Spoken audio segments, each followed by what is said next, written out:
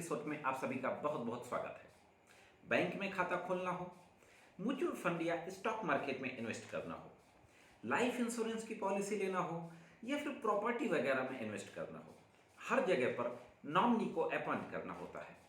तो क्या व्यक्ति की मृत्यु के बाद नॉमिनी को उस व्यक्ति की संपत्ति में मालिकाना अधिकार प्राप्त हो जाता है या फिर नॉमिनी नाम का होता है? क्या होते हैं नॉमिनी के कानूनी अधिकार? आइए आज की वीडियो में इसी के संबंध में बातचीत करते हैं और यह भी जानते हैं आज की वीडियो में कि उत्तराधिकारी कैसे तय होता है, क्लास 1 उत्तराधिकारी क्या होते हैं और क्लास 2 उत्तराधिकारी क्या होते हैं। इस संबंध में बातचीत करने से पहले मैं आप लोगों से ज़रूर कहना चाहूँगा कि अभी तक अगर आपने मेरे चैनल को सब्सक्राइब ना किया हो या आप मेरे चैनल पर पहली बार हो तो मेरे चैनल को सब्सक्राइब करें और सब्सक्राइब के बगल में बने हुए बेल आइकॉन को प्रेस कर दें, जिससे कि भविष्य में मेरे द्वारा जो वीडियोस अपलोड किए जाएं उसका नोटिफिकेशन आप तक पहुंच सके और मेरे द्वारा जो जानकारियां दी जाती हैं वो जानकारी आपको अच्छी लगती हों तो मेरे वीडियोज़ को लाइक किया करें और अपने दोस्तों में शेयर किया करें, जिससे कि कानून की महत्वपूर्ण जानकारियाँ ज़्यादा से ज़्यादा लोगों तक पहुँच सकें। तो दोस्तों देखते हैं कि इस संबंध में क्या कुछ कानूनी जानकारी उपलब्ध है। साथियों, एक दो एग्जाम्पल्स के साथ इस पूरे मामले को समझते हैं।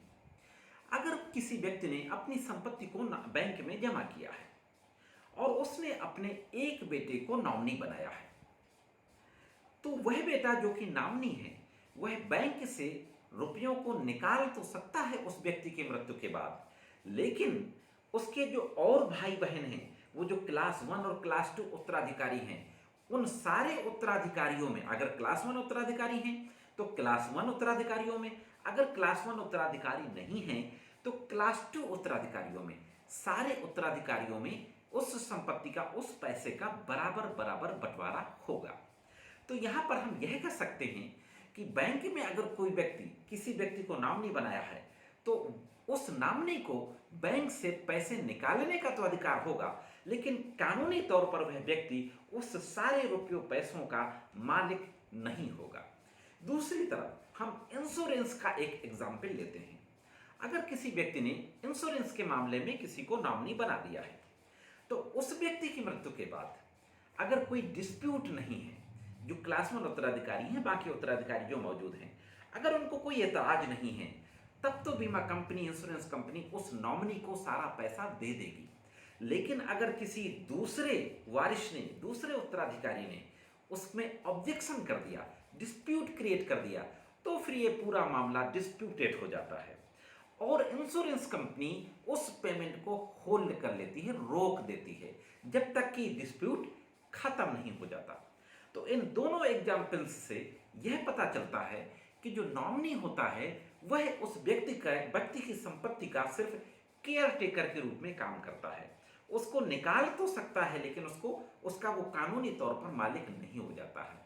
कानूनी तौर पर मालिक वो सारे उत्तराधिकारी होते हैं जो कि क्लास 1 उत्तराधिकारी मौजूद हैं। अगर क्लास 1 नहीं है तो क्लास 2 उत्तराधिकारी मौजूद हैं। अब अगर क्या कोई ऐसी स्थिति है कि नॉमिनी संपत्ति का मालिक भी बन जाए? हाँ दोस्तों, एक स्थिति है।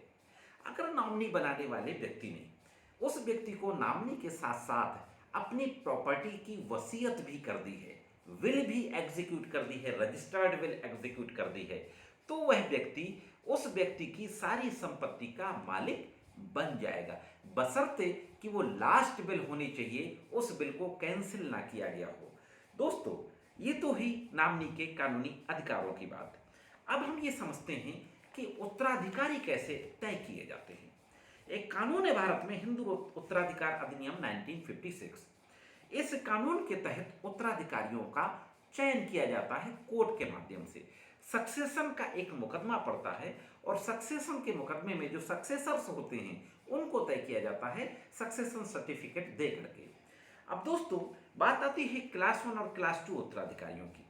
क्लास 1 जो उत्तराधिकारी होते हैं उनमें से बेटा, बेटी और विधवा माँ या एक मृत बेटी का बेटा बेटी या मृत बेटे का बेटा बेटी, ये क्लास 1 उत्तराधिकारी की कैटेगरी में रखे गए हैं हिंदू उत्तराधिकार अधिनियम 1956 में।